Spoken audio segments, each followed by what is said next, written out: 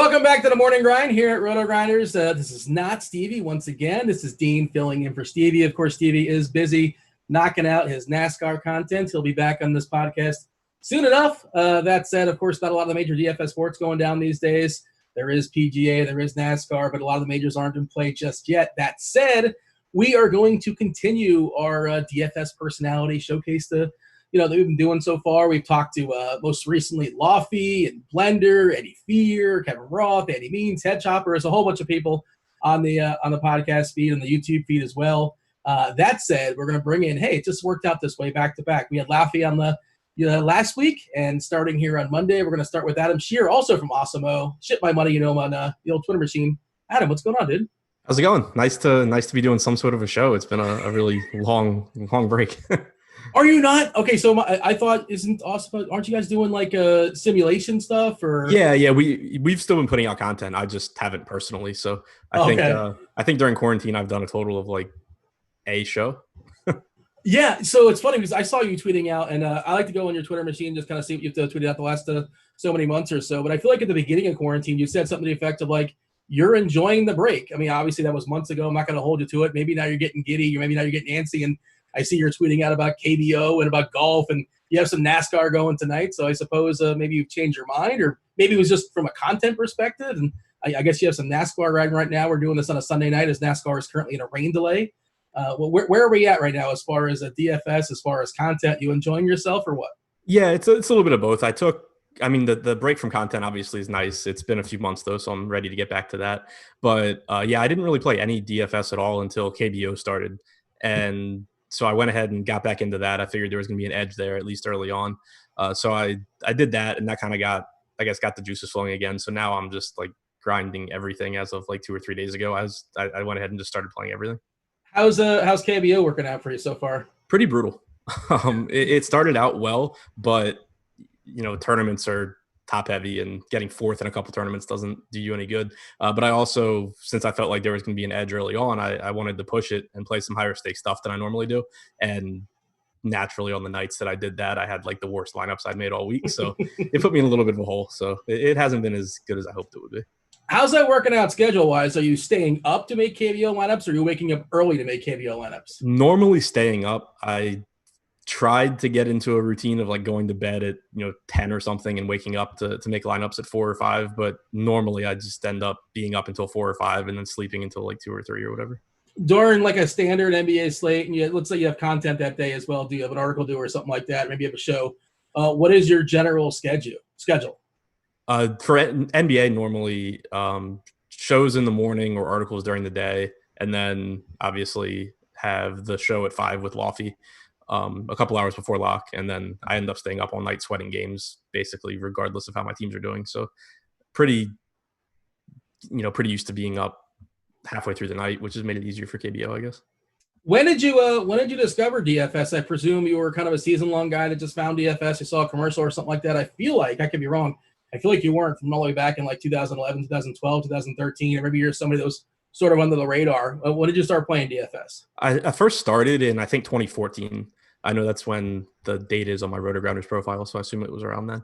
But yeah, I started, just kind of dabbling in it then, started taking it more seriously. I guess late 2015 is when I first started really having success. It was actually my first semester of law school. I had a really good couple months of DFS. So that's when I really started taking it seriously, and then have been doing it full-time, working in the industry full-time since 2016.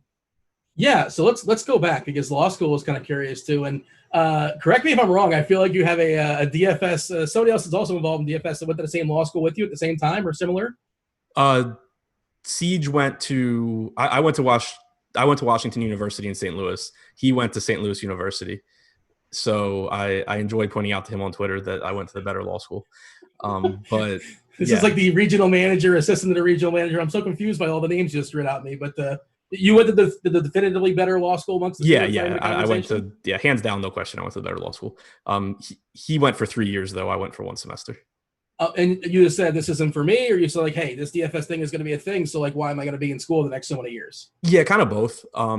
I did fine my first semester, but it wasn't like I crushed it. And I knew I kind of had my work cut out for me second semester grades wise to get to where I wanted to go. And then it coincided with me making a bunch of money in DFS. And so they actually gave me a 1-year leave of absence and told me that I could take the year off and then come back on my scholarship if I wanted to. So it kind of was no reason for me not to see where DFS went. And the year that I took off was a good year. So I stuck with it since. And no looking back, I presume? No. That's why you had a scholarship for law school, which law school I imagine is very expensive, and you still said, nah, well, I guess you could, like you said, you could put it on pause for a year. So I could go back, and I didn't have a full ride either. So it's still, the opportunity cost and seeing how DFS went still realistically was saving me some tuition money. I thought you're from the Maryland area. Are you from Baltimore somewhere, whereabouts? Yeah, I'm from between DC and Baltimore. I live in Baltimore now. Okay, and that's born and raised, basically? Yeah. I lived in St. Louis for like 6 months for law school, and I lived in South Carolina for a year for undergrad. But other than that, from Maryland. Where at in South Carolina? Conway, right outside Myrtle Beach. Okay, nice. Yeah. So how do you grow up in Baltimore and end up as far as law school in St. Louis? How does that work out? It was basically, honestly, my undergrad college grades sucked and my LSAT score was good. And the way law schools work is that they basically, some of them, the one I went to in particular, is kind of notorious for paying for good LSAT scores. And so a lot of the good law schools I couldn't get into because of my grades. They were more interested in my LSAT. So it was pretty easily the best law school that I got into with like the best scholarship offer. Where was undergrad at? Salisbury University on the Eastern Shore of Maryland. Okay. Small D3 school. Who's like the most famous graduate besides you of Salisbury? Dan Quinn, probably, the Falcons coach. Okay, there you go. It's on the board. Yeah. High school, you played baseball, right? Yeah. What was your position? Who's your comp? Were you a slugger? Were you kind of an Ichiro type? Who's your comp there? Maybe you're a pitcher. I don't know. Yeah, pitcher, shortstop, but singles, doubles hitter. So definitely somebody not definitely like comp wise, not anyone exciting. Pitching we're wise, not rostering you in DFS. Like you're like maybe a part of a stack, but like right, you're not like an a la carte piece, like a one off. Yeah, no, I'm the guy that if he somehow ends up in your lineup, you're not really happy about it. Pitching wise, I was right-handed, but definitely comped more to lefties. Just a lot of breaking stuff. Do you, as far as playing baseball, do you apply into that to DFS? Like I know the argument a lot of people talk about is BBP and things like that, and I'm sure you saw a lot of the same players. And it's just your personal experience, but does that anything that sort of factors in to how you make lineups, or it's just your experience and who cares? Yeah, I mean, I don't factor it in, as far as the BVP thing goes. I completely, you always see, players and you see people pointing to the players saying like, oh, I definitely hit this player better. And I agree that it's a thing in that you see the ball better from some players. I always did. I don't know why you wouldn't, but I also have no idea how to distinguish which guys that's the case for. So that's kind of why I don't personally incorporate it into DFS too much. And just having a baseball background in general, it makes me understand the sport better, but I don't necessarily even think that's a huge advantage in DFS because, with all the good data out there now, if anything, I think it just kind of gives me more personal biases than I have in some other sports. When you were playing baseball in 2024 and 2015, as far as DFS, were you looking at BBP? Were you looking at our data that like today you look back on it and say like, wow, I was looking at the wrong stuff? You still obviously did well, but yeah, I looked advanced. At BVP more. I never relied on it, but it was at least like a page that I had open when I was making lineups, kind of as I would use it like as a tiebreaker if I needed to, because back then that was obviously before you had all the lineup optimizers, you had all the like publicly available projections. So for me, at least, because I'm not the most tech savvy person, I kind of didn't have an advanced projection system. It was more me kind of just going through by hand and figuring out what players I liked and why. So I did look at BVP a little bit more back then. Now that, there's access to just so many things that they give you better data, I couldn't tell you the last time I looked at it. It's mostly baseball and basketball. Do you play any? I know you're playing the French stuff that now, but like your two main sports, I think are those two, correct? Yeah, those are my two main. I play NFL. I don't do any content for it. Last year was actually my first year really playing NFL consistently every week. But baseball, basketball have always been my big two. Didn't you win a big contest? I should have been prepared, and I should have pulled this up on the RG page because I think you won a big football contest on Fantasy Draft. Did you not? Yeah, I had a 100K win on Fantasy Draft last season.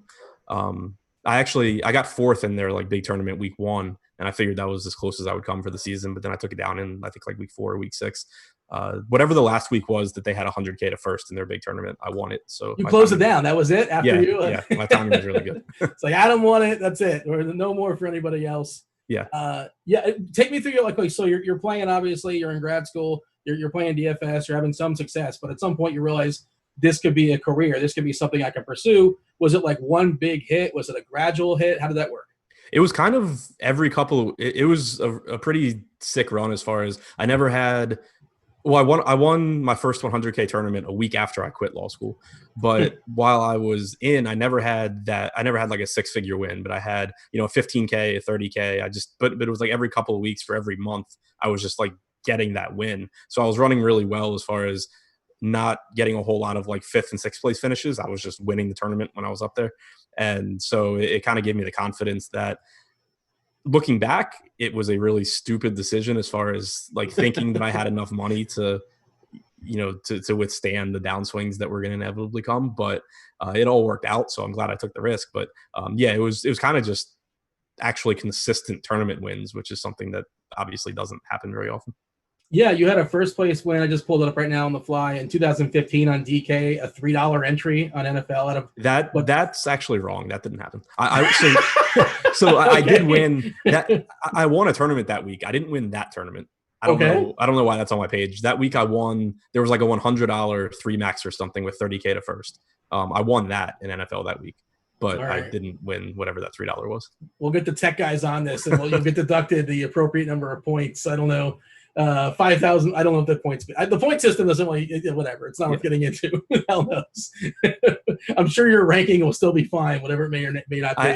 I think I'd actually pointed it out to someone at RG like years ago, and I noticed it. And like, whatever. Don't worry about it. We got our things to do. We're busy.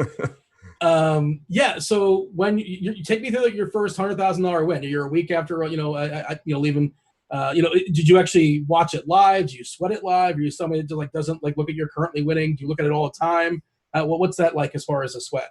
Yeah, it was actually pretty crazy because we were having a little get together at my house in St. Louis with some of me and my roommates, law school friends. So one thing that was actually weird during law school was it seemed like every night that I had a big night, it was either like a night that we were all out at the bar or I was with friends. So everyone in school thought I made way more money than I did because they never saw me lose. They just saw me have these huge nights. But so we had some friends over at the house and I had played like 4 entries in the $300 or $200, whatever it was, 100K to first. And I had one lineup winning for a lot of the night. And there were a ton of like Steph Curry teams coming up behind me and I didn't have Curry. So I was kind of just rooting really hard against Steph Curry. And it was one of those nights where he was just making every shot that he took. And then I look and I have a Steph Curry lineup just like flying up the leaderboard. So I spent like the first half of that game actively rooting against him. And then my friends and I all watched the second half of it and I ended up taking it down. So it was a pretty like roller coaster night going from, thinking I'm going to win 100K to not winning 100K to having a completely different lineup do it. Oh, here's a brand new team that has Steph Curry. All of a sudden, This one's going to make some noise. It is wild how that happens for sure. Do you like, you were talking about like top heavy tournaments? Do you like that? I know some people do, some people don't. It's not for me, but I understand why people do.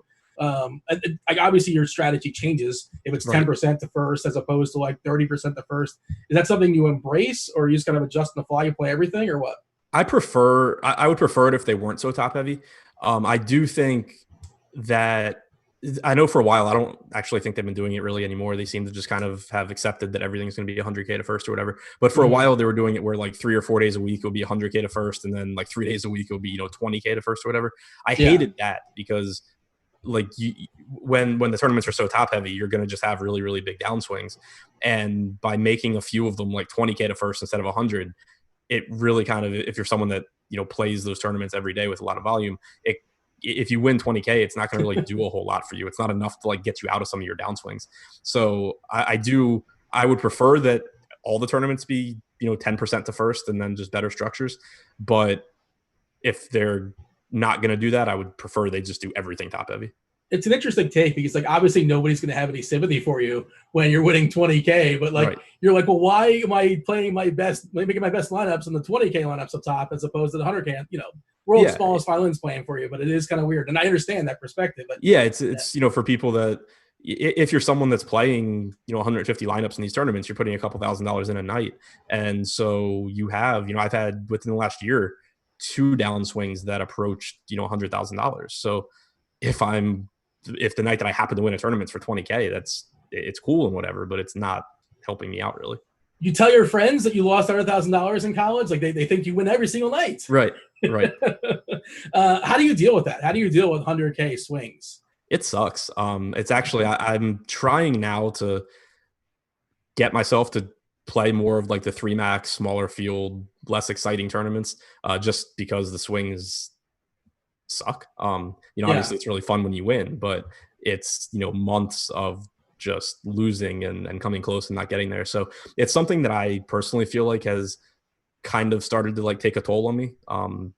Doing it for as long as I've done it now, it kind of just, the swings have started to hit me more. So I'm trying to get away from it and play more 3 max stuff. But in general, I think it's just, understanding that you're going to get there and you're going to win. It's just, obviously stressful when you're losing. Is it trust the process and like saying it's variance and like just kind of going back and checking out how your lineups went down, or what sort of mistakes you may or may not have made? And obviously that's 2020 as far as looking back on the previous night, or, you like, okay, what do I need to tinker? What do I need to change? I suppose it's sort of like sports by sport and slate by slate, but I maybe you start doubting yourself, and that's not what you want to do necessarily, because I think your process has been good, but in small samples, obviously things can go awry. Yeah, it's kind of a combination of, I want to go back and see, what I did differently than some other people that I respect, or at least, where my exposures. One thing I'll do is, I'll go and I'll look and there's a few players that I think are consistently really, really good. And so I'll see at least, where my exposures were different and decide if, I think I had a good reason for that or not. So I think, it's important not to just blindly say like, oh, this person was on them and I wasn't, or vice versa, I was wrong. But, at least have a reason for what you did and see if it made sense. But I'm also probably too quick to tinker with things, especially when you're talking about how variance-filled tournaments like that are. I'm pretty quick to just say, oh, well, I haven't really liked how this has gone, so I'm going to make this small change. And I've had a couple times where I feel like I do that a few times, and then I've just gotten completely away from like what I was originally doing, and I probably shouldn't have. So that's something that I kind of battle with a lot. You won 100K for the first time. Did you buy anything extravagant? Did you celebrate? Did you buy a jersey of the player that like helped you get there? Anything exciting? A lot of losing live final entries. That's funny, because I was going to ask. Have you appeared in live finals? Is that something you chase or not so much? I don't really chase them now. I did. So when I quit law school, I had an idea that I wanted to get into the industry content wise, and my approach was to chase live finals. So in 2016, I had a Playboy baseball live final, and I had 3 entries in the DraftKings baseball live final. Since then, I think I had a DraftKings basketball live final last year, but I really don't chase them that much anymore, because I've gotten to where I want to be in the industry. And it kind of, to me, it was, I know people take different approaches to get into the industry, whether it's, starting their own, now Twitch stream or back then blogs or whatever. For me, the barrier to entry, I kind of felt was I wanted to get my name out there through playing, and live finals was the easiest way to do it. Now that I don't really care about that, I don't chase them nearly as much. Yeah, I mean, it's a way to buy yourself some credibility. And the other thing that people don't think about, of course, obviously, it's ridiculous. We talk about top-heavy contests. It's ridiculously top-heavy. Second and third, you might get your money back or something like that. It's all about finishing first, obviously, and it's a bankroll suck, like, for sure. The other part of it is like, how many people at the live finals that you're at are losing, like, are net losers? Because that's something other people don't talk about. Like, there's probably a certain percentage of people that are at the tournament that are still losing money. Right. Yeah. Even for me, I mean, I definitely lost money. Like the Playboy final, I did really poorly, so I lost money when you factor in all my entries into that. The baseball one that I had 3 entries to, I came out ahead because I had 3 entries and I got lucky and qualified pretty cheap. But it still wasn't like I had a huge score there.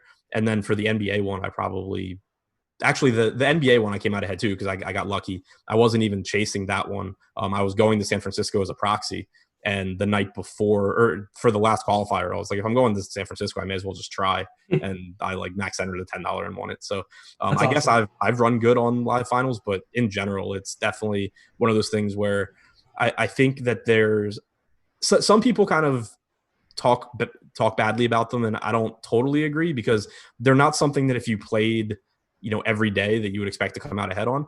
But I do think there's something to be said for making or trying to make, money that's going to change your life or drastically improve your life. Being a tournament player, that's obviously something that I believe in. It's kind of been the main reason I play DFS too. So I think there is merit to that and just trying to get lucky and run good in one tournament and it alters everything. But yeah, it's definitely something that long term, a lot of people are going to lose money in if that's what they're focusing on. Yeah, 100%. Like when I talk to people about that, I asked them, I go, what's your dream? Like, what's your intent? What do you want to do? Like, if you want to turn $20 into $1 million, play the Millionaire Maker. But for me, I don't want to play a contest that has 40% up top. Again, that's not my dream. I don't think I'm going to win. Right. I'm probably not going to win. You're probably not going to win either, but I hope you do. I wish you the best. Yeah. No, I mean, that's kind of like the whole mindset and strategy. It's something that I'm kind of dealing with myself right now, because when I first started playing, it was tournaments and it was, I didn't have a lot of money. I wasn't really risking anything. It was just like, I want to create, I'd like to have, this is the fastest way for me to have like a decent amount of money. Yeah. And then now I have it. And it's like, why am I still playing these things where, I'm losing $100,000 over several months when I could completely change my approach and now treat it more like a grind and make, just make money. The grind's not sexy. That's why. Right. Exactly. So that's something that I'm kind of battling with where, I spent so many years just chasing these 100K wins and I'm kind of stepping back down and saying, why am I still doing this instead of, a different approach? You were at the roulette table, you hit, you put it all on 0 or 00, you hit it and now you're still playing. Right, exactly. when there's a game, next table over that isn't really very much fun, but you're going to make money more consistently. Exactly. So I was at one of the Playboy Mansion tournaments as well. I was as a guest. I didn't qualify. It was for basketball. You were there for baseball, it sounds like. Yeah, I was there for baseball. What do you remember? What's your takeaways from the Playboy Mansion? Definitely one of those things where I wish I'd gotten the opportunity to do it again, because you're there and the time just flies. And I think, at least for me, and I'm sure it's the case for a lot of people the first time they go, it's just such a surreal experience that you don't really take it all in. Then you factor in, that you're drinking all day and all that, which, doesn't help with taking, taking everything in and all that. So it was one of those things where it felt like I got there and, 10 minutes later I left, even though I was there for 6 hours. Yeah. So looking back, it's definitely like, oh man, I wish I had kind of just taken it in and appreciated it a little bit more, I guess. But yeah, it was definitely still really, really fun. And that's the other part of it. We talked about, like, what do you want? Like, chasing dreams. Like, when in what other world can you, like, go to the Playboy Mansion? Right. Like, for $10 or $20 or $50, whatever it is. Like, that's great if that's what you want. Did you go in the grotto or not? No. So no one was in it when I went in and saw it, but like I didn't go in. I don't remember what I was doing. It's one of the things that I regret. When everyone made their way over there, I was doing something else. And so I missed out on that. That's definitely one of the things that I wish I had not missed. Yeah, that's again, one of those experiences you're not going to have in any other world, basically, outside of being one of the Hefners or something like that. I don't really know, but good times for sure. I'm getting flashbacks to that. As far as doing content and making lineups, how do you balance those two? It's tough. I think especially it's easier with baseball than basketball, because basketball you have all the late news and stuff. But I think that I've automated my process, my lineup building a bit more over the last year and a half, which has really helped me a lot. I felt like when I first started doing content, my play really took a hit because, it's something we talk about a lot where, especially if you're talking tournaments, obviously it's different for cash, but for tournaments, it's a lot of, you're doing a show or you're writing an article and the people watching or reading it have different, they're looking for different things. So you can't just say, oh, this guy's a good play, but he's going to be over-owned, ignore him. So you spend time being like, oh, this, 30% owned pitcher he's a really good play, blah, blah, blah, blah.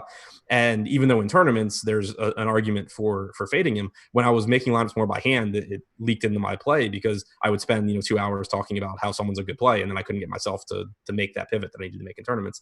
So I've automated stuff more recently, which has helped with my play, but that was something that I thought was really tough for me to balance. Other than that, it's kind of, basketball, sometimes you get a little bit of a time crunch if there's a bunch of news and you're getting off a show at like 6 o'clock. But I don't really have as much trouble balancing things anymore. Yeah, I try to not speak in definitives, but then at the same time, you're like, well, take a stand. And it's like, well, you want to kind of leave yourself that out of this is my initial plan. If things don't go well, when it comes down to the lineup build, depending on how the dominoes fall, depending on who's scratched, yada, yada, yada. And then you're just sort of And like, God forbid you take down a tournament with 100K with somebody you didn't recommend, or somebody who said, you know what, I didn't really like this guy. You just happened to sort of land on him, which does happen. Oh yeah, I still remember I won like a 30K tournament on FanDuel in NBA, and I had two guys. I think I'd written an article that day, and so I had like both of my power forwards. Neither one was in the article, and someone called me out for it, and it was like they were objectively terrible plays. Like it was kind of like it was just one of those slates where like power forward on FanDuel was terrible, and so like I just loaded up on other guys I liked, and these guys were just there and happened to have monster games. But it was just like, if I had told you there was like a reason that these guys were good plays, you should never listen to me again. So it's definitely, that's something that I guess is kind of hard from a content perspective, is lineup construction is still the number one thing. It's not just, especially these days where projections are so much better. It's not just knowing who the good plays are. So there's still some nuance that is hard to communicate without like getting too into the weeds and people just, not really being able to follow what you're talking about. It's always interesting though, and it's like people are thinking like, well, I know what you're doing. You're telling us to play one thing, and you're doing the other thing. I mean, as if you don't move. I mean, like, you're good, but you don't move the needle that much. Right. As big as my ego is, I don't think I move the needle. I don't think you're really, maybe decimal points or something like that. But and if that's what you're doing, like eventually people would catch on. Like, you can't stick around as long as you've stuck around. So you'd eventually be called out on that as well too. And it's that whole conversation of like, skin in the game. Like, well, wait a second. He's holding back his best plays because, he's playing himself. And then somebody else says, well, I want them having skin in the game. And it's a sort of like, well, I want them to have a bunch of money in there because then I know they're into it, or I want them to have no money into it. But then it's like, well, if they're not committed, they have no money behind their plays, and you're going to hear both sides of that, I'm sure. Yeah, it's ideally people want you to get rich from DFS, stop playing DFS, and then teach DFS, which I don't think anyone that makes a lot of money at DFS actually is going to stop. So, it's definitely an interesting conversation. It's one thing that from really the time I got in, I wanted to do my best to be transparent, in how I'm doing. Obviously I'm not like posting my wins and losses by month or anything, because I don't think that's necessary. But I didn't want to be one of those guys where it's just like, oh, you only hear about it when I win, and I'm going to let you assume that I'm like winning every day, and then I'm just telling you when I win huge. I think that's something that is important. When you were in a bad swing, when you lost $100,000, I'm just going to assume you were just as good an analyst at the time as opposed to when you're winning winning $100,000, right? Like, your game, you're still good at analyzing stuff. It just didn't, you didn't have the perfect lineup that day. Yeah, that's kind of how. That's what I think the interesting thing is. Like, if I'm someone consuming content, would I prefer it to be from someone that I know has a track record of winning? Like, yeah, absolutely. But there's also exceptions to where you just need to look at the analysis. If the analysis is good, if what they're saying makes sense, there's multiple reasons people may not play a ton of money. Not everyone comes from a poker background and came in with, a huge bankroll.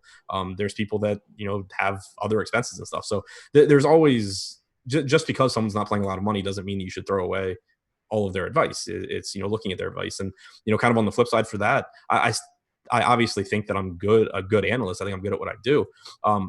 I will admit that I probably, as I've started to spend more time on max entering stuff, I'm probably not quite as good an analyst as far as finding like one good tournament pivot, for example, as I used to be, because I just have a different process now.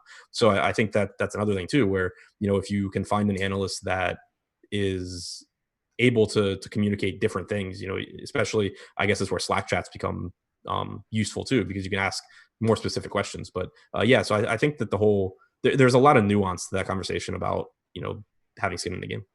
On that conversation, can you think of, is there one that kind of stands out, like the meanest random tweet you've gotten? No, because I probably deserve it. I don't usually get mean tweets for my DFS plays. I get mean tweets for things that I initiate on Twitter usually. I went through your Twitter, and unfortunately, I only went through your actual tweets. I didn't go through like your interactions with a bunch of people. So, but I mean, that leads into a fun conversation. Can you say it now definitively? Is Chris Bryant, is he a top 25 hitter in baseball? You want to take a stand on this? Absolutely a top 25 hitter in baseball, and I can't believe how that entire thing played out. He's 10 spots below Justin Bour? Is that what we're at? Was Justin Bour top 30 or top 35? Top 35, I think. I don't remember which one he was. Is he a top 35 Japanese baseball player? Right. I don't know. Fun conversations on Twitter. Yeah, I think I was actually on the Siege side on that one too. On the Justin Bohr side. Yeah. That's fair. I mean, yeah, that was a fun one for me. Some people probably know what we're talking about. Just go in the Twitter search and find our names and find Justin Bohr and find Chris Bryant, top 25 hitters, and there you go. Yeah. So Siege, was he one of your barriers to enter as far as the industry? Did he help you get into the industry? You guys knew each other to some degree at college or I guess nearby colleges? Yeah, we randomly met in St. Louis. Right after I guess I don't know if it was right after I quit or if I was still in law school or whatever. But I was out at a bar and he just said, I followed him on Twitter. We were both doing actually the FCK challenge. Yeah, the basketball fun. Single entry basketball competition. So we were both in that. We knew who each other were, and he sent a tweet about if anyone in the St. Louis area was out. He was trying to grab drinks somewhere, and so I just messaged him that I was at this bar, and we met, hung out. I went to San Diego with him like 2 weeks later as his +1 for a live final. So we hung out there for a couple of weeks and just became friends after that.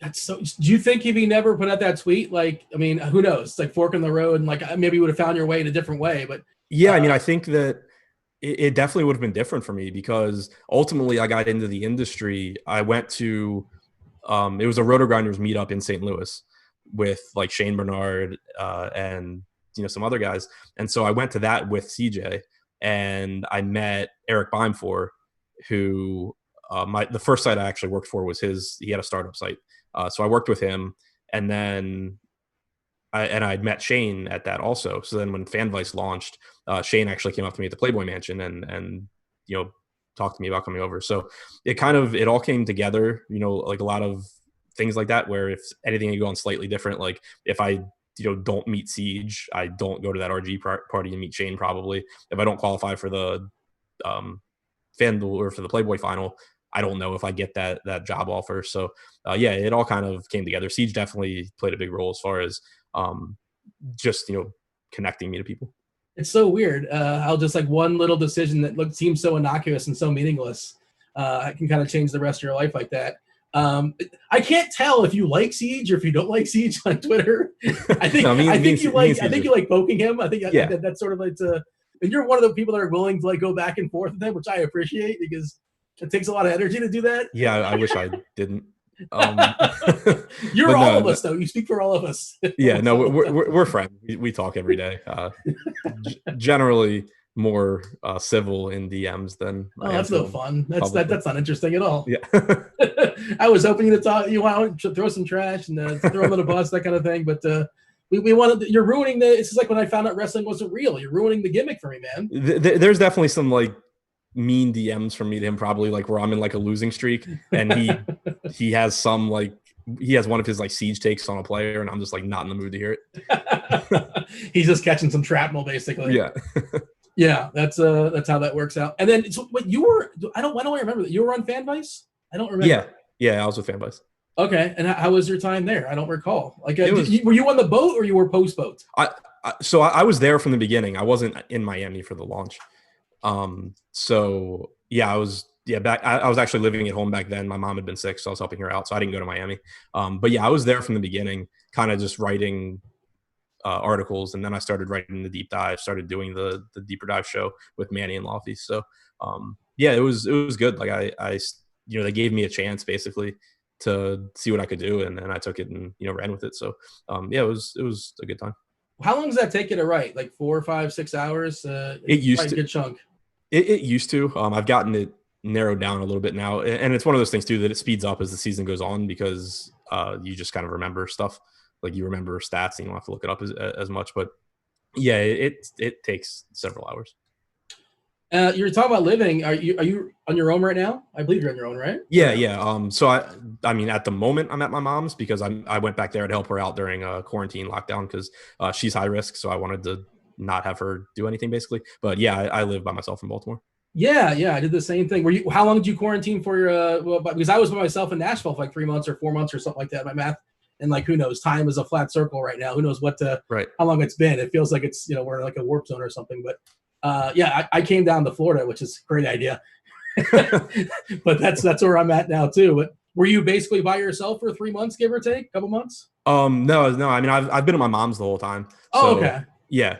Which that was one reason I did it too. It was like, obviously I wanted to help her out, but I was just like, okay, so she's going to be here by herself. I'm going to be in my apartment by myself and not being able to like go to bars or hang out with people. So I'm probably going to lose my mind also. So I may as well just go back home. I had Lofty, Lofty on last week, and I'm like, yeah, I'm going to have Adam on. Give me a question to feed him. And this is what I came up with. Let's see.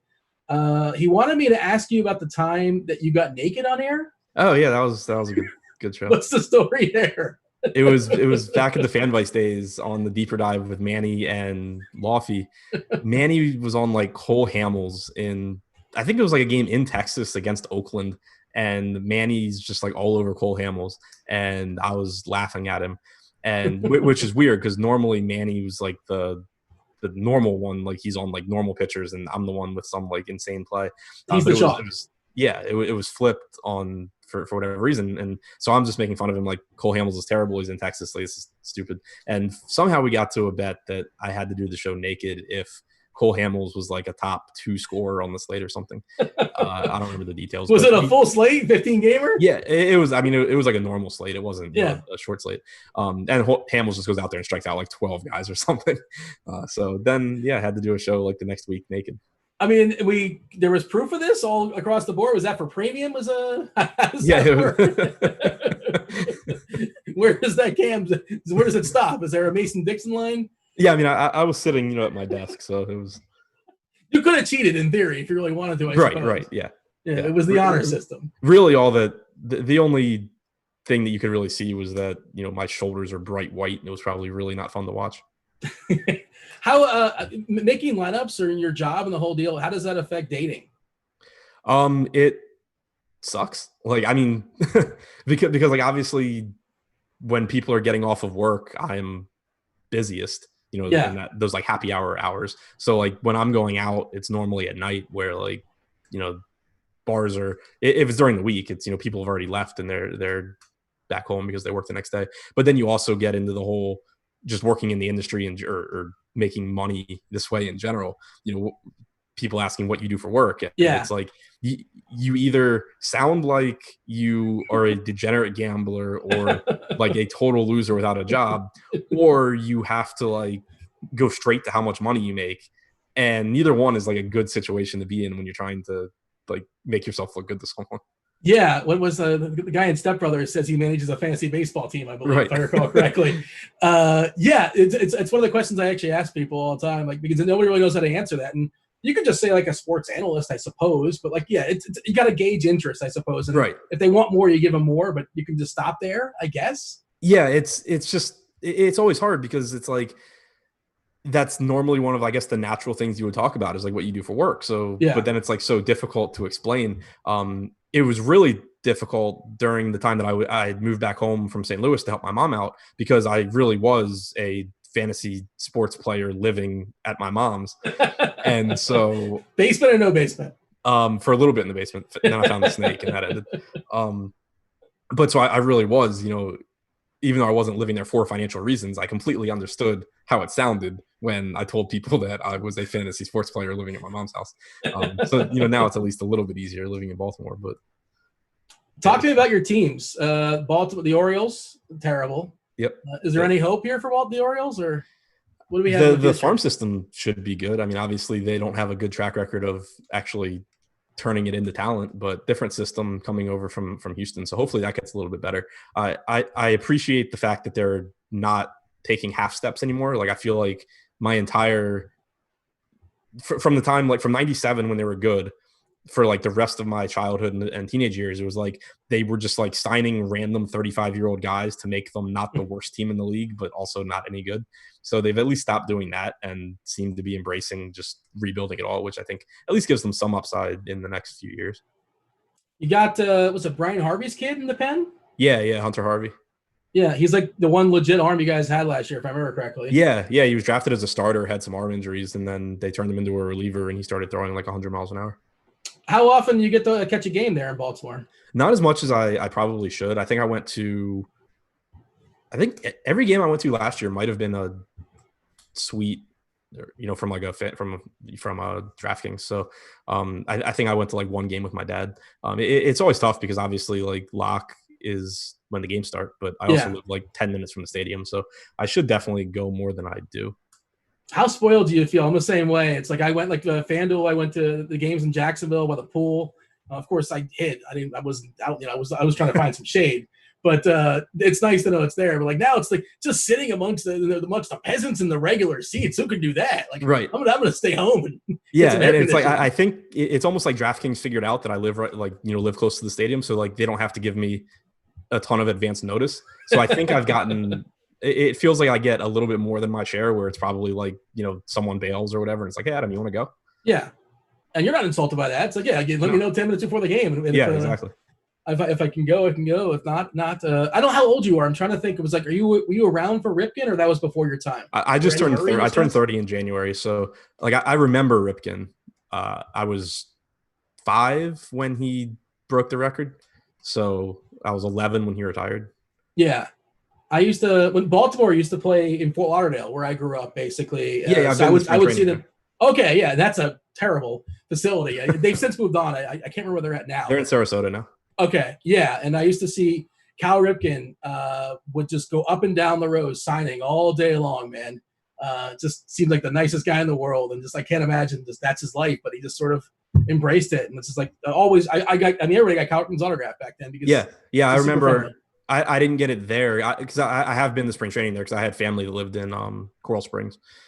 Okay. So, but the Orioles played the Bay Sox in Bowie, which is where I'm from, in like an exhibition game. And I remember, just it being packed with people just to get autographs, and Ripken was just going up and down, just like signing for everybody. So, I got it then, but you're right. It's anyone that wanted it got his autograph.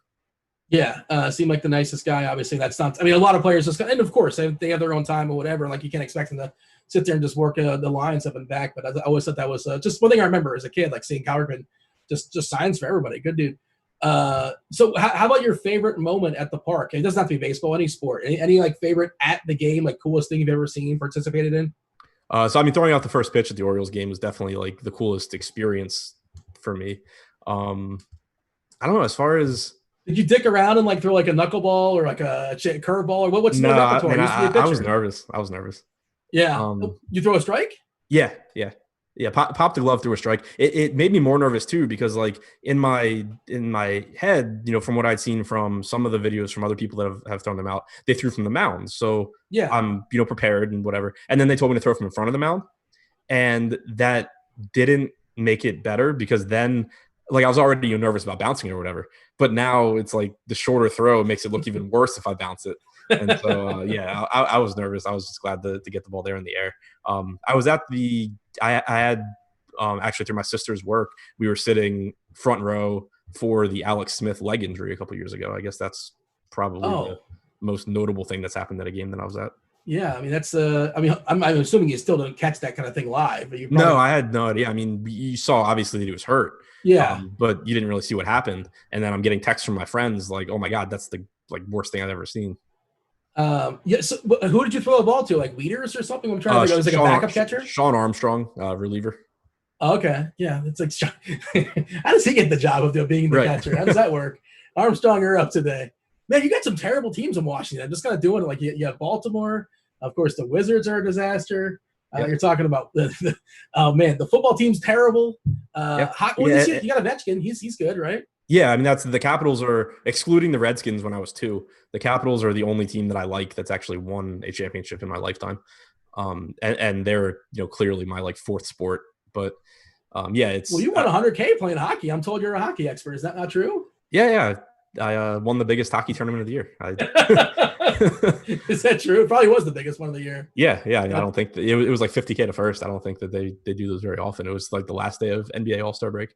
But yeah, no, I really get screwed on the teams too because I stuck with the teams I grew up on. So I kept the Orioles over the Nationals and I kept the Redskins over the Ravens. So it's not fun being a sports fan here. Yeah, and I appreciate you not jumping back and forth because I'm sure some people jump ship. They say, "All right, that's it. I'm done. I'm going to go to the team that's not too far away." And wasn't there a time where they kind of they didn't want the Nationals? Was it a Baltimore that was protesting the Nationals being in the area that's saying they're too close, they're going to steal some fans away? Yeah, Peter Angelos was pretty heavily, pretty adamant about the Nats not coming. So I really didn't. I hated the Nats when they first came because so many of my friends just jumped to the Nats, and especially when the Nats were good a few years later. So I really didn't like them. Now I've kind of come around to where, they're whatever. I think DraftKings gave me tickets to every round of the playoffs last year. Oh, and nice. Then, I got to go down on the field for BP during the World Series. So that kind of made me not a Nats fan, but at least like root for the Nats. But yeah, there's definitely like kind of some animosity there. It's a nice stadium. Camden, by the way, has held up really well. At least the last time I was there. Amongst all, what is it, from 1990? 1992, I think it opened. Yeah, it still looks great. Yeah, 30 years. Whenever I like realize how old it is, I'm always surprised. But yeah, they've done a good job, kind of updating it. They put, I don't know how long ago you went, but they put a bar in center field now, like up above the batter's eye. Yeah, I was there maybe like 8-10 years ago. So okay. I don't think I think yeah, I they didn't have it. That. They didn't have it then, but now they have like a standing room area up there, but like it's a bar with a bunch of TVs and stuff. So it kind of, it's similar to what the Nats have in center field, I guess. They got Boog Powell still in the right field. Is that still out on Utah Street. There you go. Do you have a hot crab cake steak?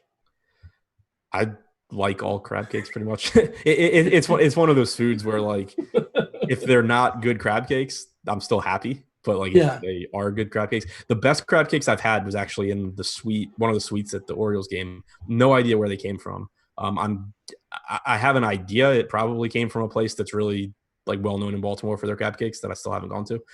But it was easily the best crab cake I've ever had. I just don't know where it came from. I just remember walking to the game in Baltimore and there was people like outside selling crab cakes. And I was like, this is different. Yeah.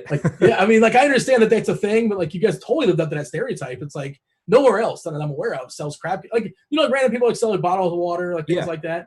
Like here's a crab cake. Okay. Yeah. You trust that crab cake? Right. It's definitely a Maryland thing too. And you'll hear it like if you're at like a bar or a restaurant and people will be like, how are your crab cakes? The answer is normally like, well, if you're from out of town, our crab cakes are good. If you're not from out of town, go to this other place. You'll like them better. The Wizards, Bradley Beal, is he going to be there in 2 years, or is he going to be like a Laker or a Clipper or something? I think he'll be there. I mean, I'm not good on cap stuff. Yeah. But it seems like he wants to be. He wants them, I think, to put him in a position to win, obviously. But I think that it at least doesn't strike me as like a Manny Machado situation where no matter what they do, he's walking out the door. Do you they're starting up, they have a chance theoretically to make the playoffs. And I've had these conversations before about tanking and just like, I mean, not that they have to tank, but are you actively rooting for Washington to make the 8 spot there in the East? I don't care as much now that Bertans is sitting out. I wanted them to make the 8 seed before, because for one, they're not going to fall far enough to get, a great pick one way or the other. But I thought, I'd said all season long that I thought, obviously they would lose to Milwaukee and, but I thought they would at least be like a dangerous 8 seed because their offense was really, really good. It's just they don't play defense, but they play fast. They up the variance basically. And, you have Beal, who's a great scorer, and you had Bertans, who's a lights out shooter, and they can outscore you for a couple of games at least. Not having Bertans, I think, will have a negative enough impact where now if they make the 8 seed, it's just going to be them getting annihilated for 4 games, and it probably won't even be fun to watch. Is somebody going to throw a ton of money at Bertans? 27-year-old Bertans, he's got 2 ACLs. I would think so. I mean, I don't know. Yeah. I would think he gets a pretty big deal just because he's such a good shooter. And, he kind of – this year I think was the first year he got to show that he could actually play and not just, be a, spot up guy off the bench basically. Like I know some of the advanced metrics, which I'm not super great with for basketball, but I know some of them showed, really just how good he was with the Spurs and that he was underappreciated. And then he got the bigger role with Washington where he showed that he could, really do a lot. So I think he'll get a big deal somewhere. I don't think he'll end up back with the Wizards for that reason. Yeah, I don't know the advanced metrics on Bryant either. Is Bryant just like, the Trey and Thomas Bryant? Is he just a good DFS player, or is he like a decent basketball player? I have no idea. I think he's a good offensive player. He's a terrible defensive player from everything that I can tell, as are most of the Wizards. But I mean, offensively, I think he's exciting. Like he's someone that I'm glad they have. They got him for basically nothing from the Lakers. So him and Wagner both. It's guys that they kind of just got because the Lakers needed to get rid of guys. And yeah, I think that they're both exciting offensively. Both, works in progress from a defensive standpoint, but with the way the Wizards are at least playing now, or the style of play, it's not really that big of a deal because they're just trying to outscore everyone anyway. Are we bullish on Rui? On who? Rui Rui. Hachimura? Yeah. I like him. I was pleasantly surprised. I don't follow college all that closely, so I didn't really have an opinion on him when he was drafted, other than what I read, which I think for most places was that it was kind of a weird pick. But he's impressed me when he's played. Yeah, I know nothing about college basketball. I can't name 5 college basketball players. Yeah, whenever the draft comes, it's just like I knew Zion, I knew John Morant. I actually got made fun of on Twitter because there was, when Zion was at Duke, there was like a highlight where he just had a ridiculous block of someone's 3-pointer, and it wasn't like it was a close up. Yeah. I couldn't even tell what teams were playing, but I just tweeted and it was like, who is this? And it was Zion. And so then I just got so much stuff like. That was one of the, you asked earlier about like the meanest things people have said. Nobody I don't think was really mean, but that was one of the more like, normally I don't really care what people say to me on Twitter, but that was one of the more annoying times because there were people actually like coming at me like, your job's to talk about the NBA and you didn't know this was Zion. It's just like, yeah, this guy plays for Duke, and it's daily fantasy sports. He's not playing DFS today. Like I'll know about it that day, the day he's playing. Exactly. Like I'll know who Zion is when Zion is playing in the NBA. That's all that matters. Who wins the title this year? I had a bet actually with Big T on the Clippers over the Lakers, and assuming that whoever wins the West would win. But there's like so much more variance now because like if someone gets sick, it changes everything. Sure. But I still think it's the Clippers or the Bucks. I'm not as high on the Lakers as some others are. Yeah, I was looking at the DK Sportsbook on the odds, and the Lakers were like plus 240, and the Clippers were like plus 330, and I'm like, I see them basically as the same. Yeah, maybe I'm wrong on that, but that's what it sounds like you're at too. Yeah, I think one of the things I liked about the Clippers was how deep they are. Obviously, the counter argument is that in the playoffs, everyone just plays 42 minutes or whatever, so it doesn't matter as much. Losing Bradley, I think, has a negative impact.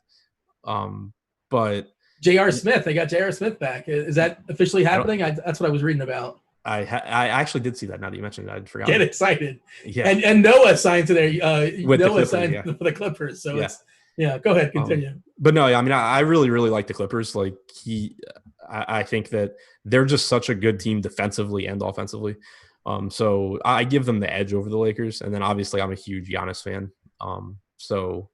But I was told he can't shoot. Is that not a problem? I don't think it's too much of a problem. But it's funny that I like that. That's one of those arguments where I find it funny that I'm on the side that I'm on because I'm very, very, very biased towards shooters. But I think Giannis is just like amazing. Like I'm willing to overlook it for him. But normally I'm on the side of like, if you can't shoot, you're terrible. And he's still like, I don't know, like 29% from 3, give or take. It's not the worst. Yeah, he's not. He airballs. Well, the thing is, like, it's really bad when you consider how wide open those shots normally are. Yeah. It's not like he's 29% on contested threes.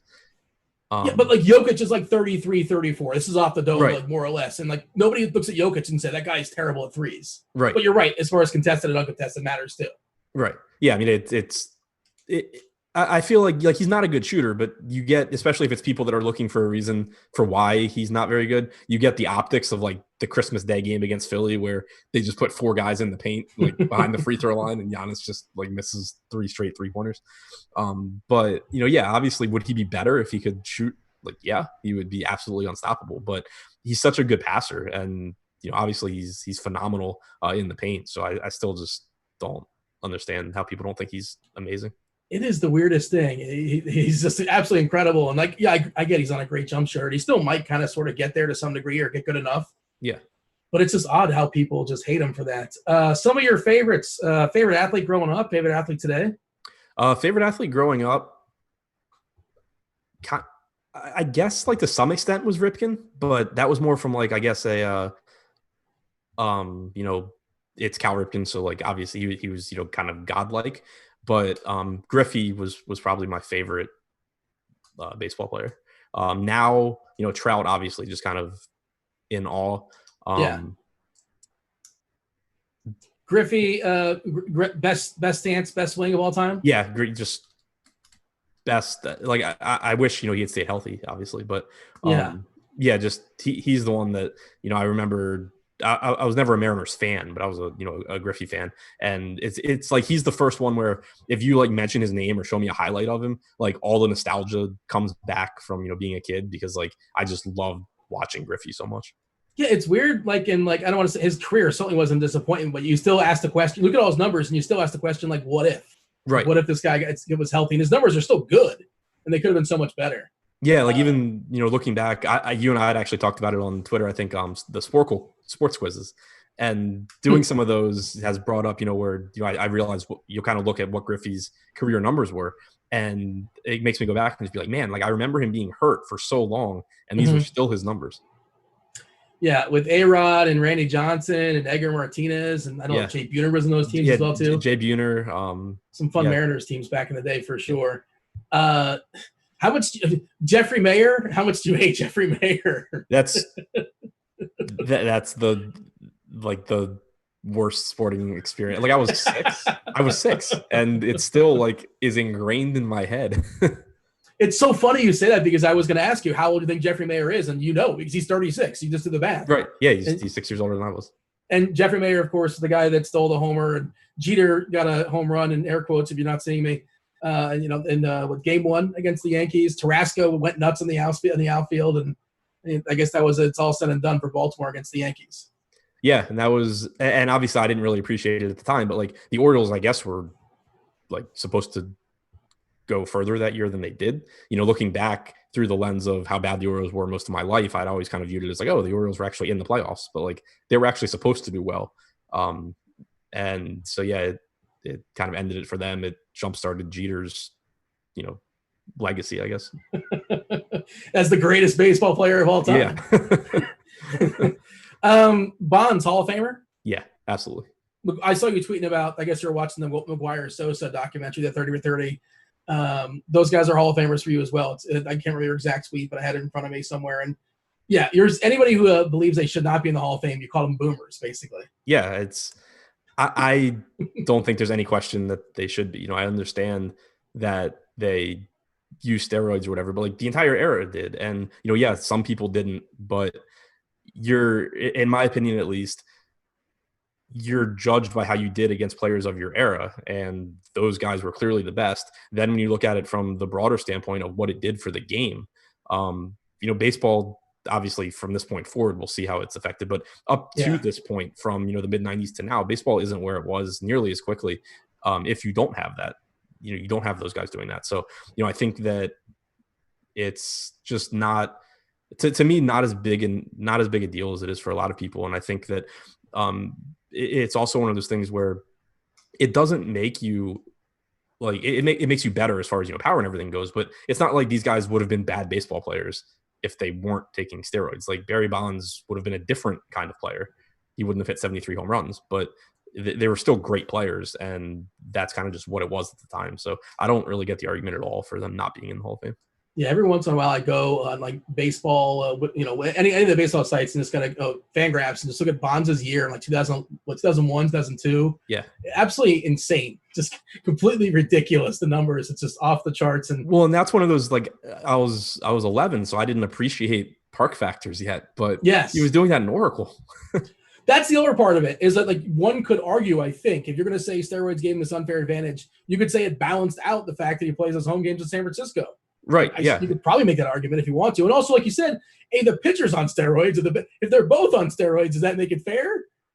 Right. To me, if you're going to argue that guys shouldn't be in the Hall of Fame because of steroids, the only way that really would be an argument is if like the Hall of Fame was just chosen by like all players who had ever played being on the ballot, and you can only vote for like 15 or whatever. Yeah. Like then you could make an argument where it's like, okay, well, this guy was on steroids and this guy in 1980 or whatever, like Mike Schmidt wasn't, whatever. But like they don't have any impact on each other. Those guys are already in. Why wouldn't the guys who were the best when they were all taking steroids be in the Hall of Fame? Yeah, it is a weird thing. And I feel like that's going to happen. Like eventually they're going to get in at some point. I think people are going to be more and more open to that. And hand-eye coordination is not a steroid thing. Either have it or you don't. Right. Yeah, it's kind of an odd thing. And, I know also it doesn't help that like Bonds isn't considered to be a likable guy for whatever reason. McGuire is just kind of boring, I guess. Sosa seemed kind of fun. And Yeah, I eventually think all those guys are going to be let in. And of course, there's a lot of bad dudes in the Hall of Fame too. Right. It's just it's really weird to me that like that is the like moral thing. Like that's the worst thing anyone could do in people's opinions. It's really weird. I don't think you're much of a TV or movie guy. Do you have a favorite movie of all time? Something kind of jumps out for you? Favorite movie is Good Will Hunting. Excellent. Good yeah. choice. But yeah, not a big movie guy. Just never really got into them as a kid, and I don't know. I'm weird too because like now I struggle with movies like from an attention span standpoint. You know, I just have trouble sitting there for 2 hours watching. But at the same time, I can watch a TV show on Netflix. You know, started at noon and then it's midnight and I'm still watching it. Like, so keep it's asking weird. You still watching? Yes, I'm still. I've got nothing else to do. What do you want from me? Right, but it's like I need that like reset at 30 minutes or 45 minutes. You know, however long the episode is. It's like I need that reset to like start over. Whereas with a movie, I just like zone out. It's interesting you say Good Will Hunting because I was thinking Rounders kind of sort of mimics your life to some degree. Yeah, Rounders is another one of my favorite movies. Ed Norton in general, I really like. Not that I've seen a lot of Ed Norton movies, obviously, but all Ed Norton movies that I have seen, I really liked him. Yeah, he's always solid. Fight Club, I'm sure you've seen. Have not actually. Oh God, we have to. Yeah. That's one of the ones where it's just like I never saw it, and now it's almost more fun for me not to see it than to see it. I'm gonna send you an angry tweet about not seeing Fight Club. Well, what show are you watching from noon to midnight on Netflix? So right now I'm not even watching anything like particularly good. Kind of took a break from those. I'm watching like Chuck from 2007 or whatever, which I really liked Psych, and Chuck kind of reminds me of Psych. Okay. But yeah, it's just kind of been one of those where like it's entertaining enough and I don't really have to follow it that closely because the storyline is not really that good. So yeah, I've been watching that, but I'm also rewatching The Wire because I watched that for the first time within the last like 9 or 10 months. But since I've been home, I got my mom to start watching it. So we've been watching that. So I'm kind of watching Chuck on my own and then rewatching The Wire. Your mom's like, she draws the line at Chuck. Like, I'm not watching Chuck with you. It's not happening. That was like an NBC show that had it was 4 years or something. It was NBC. He was on for like 5 years. He's like, he works at like a supermarket and ends up becoming a spy because like someone sends him a file that basically like he opens his email and he just learns all this stuff basically. And I saw you tweeting about it, and I was like, Chuck. I'm like, I was fairly certain. I'm like, is that the TV show? And I guess that's what it is. And you tweet a lot about Ray Donovan. Are you still watching that, or are you done? No, finished that. That was good enough. You know, it was another one of the shows where like I didn't think it was a great show. Like obviously, it's not. I didn't feel the same watching it as I did when like I watched The Wire or The Sopranos or something. But it was entertaining enough. You know, I enjoyed watching it. If you know, I was kind of half paying attention, like it didn't matter all that much. Usually when I commit to a show, I say I'm going to watch this show. I'm like one season in and I like it. I'm like pot committed forever. I'm going to watch you from beginning to end. That's that. That's kind of where I'm at with Chuck right now. Well, the rare exception for me, Ray Donovan, I said, that's it. I'm out. I tapped out at like season 4 or season 5. Yeah. Like, you know, I'm not sure if you've seen Dexter, but like I would have been fine tapping out. Yeah, it's a great show. But like after the John Lithgow season, it just kind of like, you know, progressively gets, you know, we get to the lumberjack scene at some point. Spoilers out there, but I mean, did you like the last few seasons? They're watchable, but like it's obviously I mean, they're watchable. I'm really bad too about remembering shows like after I've watched them. So I think I don't really remember details from the last 4 seasons of Dexter, but I guess that kind of speaks to the fact that I remember season 4 very, very well. Yeah, and then everything after that, I kind of just don't. I'd gotten. I don't remember if she was my girlfriend at the time or ex-girlfriend, but I gotten her to watch it. And I was basically just like, you have to watch the first 4 seasons. After that, if you don't want to, I don't care. Yeah. It's so funny how people are with everybody's telling you what you have to watch. And it's like, there's so many options out there. Yeah. You got to watch this. You got to watch that. And I have a whole list of things. And like, I still can't get to everything. You said you're rewatching The Wire. Is there places you recognize from, growing up? Not from growing up, but from living there now. There's actually the strip club that they use as a front in the first couple of seasons, Orlando's, is a block and a half from my apartment on my street. Yeah. And where Stringer Bell's like copy shop is that he starts as like the legitimate business or whatever, that is also on my street. there's a scene where they walk out and like look to the right, and it's very obvious that it's my street. That's pretty cool. So you took a shot. I'm going to say take a shot, but you basically said in a tweet implying that you don't like Skylar White from Breaking Bad. Everybody why does everybody hate Skylar? She's generally right. Like she generally has a good point, but why do we all hate her? I actually kind of thought about that more because I think if I remember correctly, when I said something about Skylar White, it was because someone had tweeted basically that if you don't like Skylar White, you're like sexist or something like that. Okay. And so I kind of thought about it more. And as I've watched different shows, and I find that I do very often dislike the like wife figure in the shows. Yeah. But I don't think it's a sexism thing. I think it's that I tend to like the, I guess, antagonist. Like, I liked Dexter. I liked Walter White. I liked Ray Donovan. You root for the back, Tony Soprano? Right. Yeah, I liked Tony Soprano. So I hated all of their wives because, like, I'm watching it kind of being like, shut up. Like, he needs to do this to make his illegitimate money, basically. And let him like, be a terrible person. Right. Can't you just leave him alone? Right. Why do you care that your husband's like an awful person?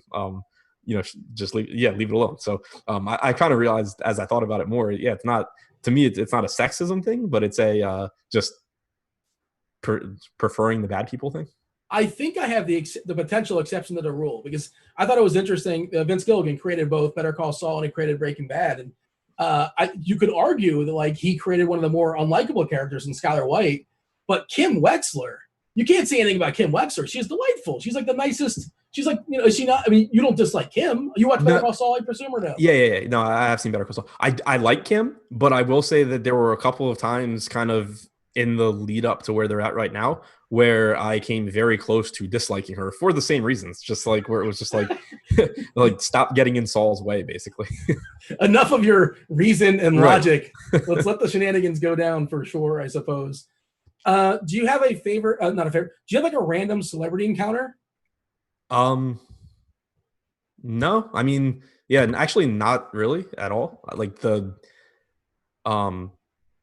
at the not including Siege. Siege. I mean, a higher level in Siege. Not higher level in Siege.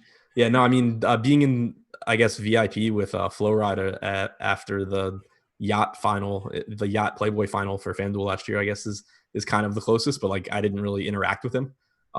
So like, I was there. We were in his club, and he was at the table with us. But you still rocking out to Smashing Pumpkins as of 2 days ago? That lasted a couple of days. Now I'm on to like a broader, just like 90s rock hits.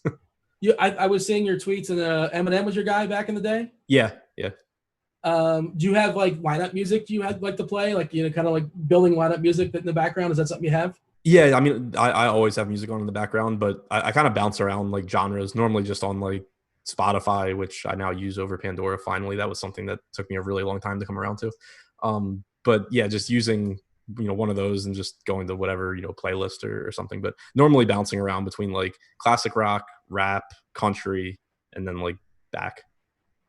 What's the biggest misconception on you, Adam? Is there an assumption people have about you in Twitter or whatever? Or is there something you want to clear the air on? Is there any sort of stereotype that might be wrong, or is it all correct? You were saying before, if somebody's tweeting at you something mean, they're probably justified. Yeah, I mean, I don't care to clear it up that I'm not like. I think people probably would feel a lot of people probably feel differently about me if they actually like know me in person than just follow me on Twitter. But it's not something that I really care about clearing up because I enjoy it and I kind of do it intentionally. Your Twitter game has been, I was going through your tweets, it's been phenomenal. Like I feel like it's gone up incrementally. Is this like a conscious choice, or you're just more aware of it now, or you're like embracing maybe more snarky? Just that's what's going on. I think back like 2016 or 2017, DC made some joke at my expense about how bad I was at Twitter, and ever since then I just like had to get better. He motivated you. It worked. Yeah. I need DC to yell at me about my Twitter game because mine's been slacking for sure. Wow, that's I've kept you long enough. Kept you about an hour and 15 minutes or so, give or take. I appreciate your time. Anything else you want to say, feel free to throw it out there. But otherwise, tell the people where they can find you on Twitter, where they can find you on the interwebs, and all that good stuff. Yeah, thanks for having me on. It was a good time. But yeah, you can find me on Twitter at ShipMyMoneyDFS and doing DFS content at Osmo.com for NBA and MLB. That was Adam Shear, a.k.a. Ship My Money on Twitter. I was Dean. This was The Morning Grind. Thanks for listening. We're out of here. Holler.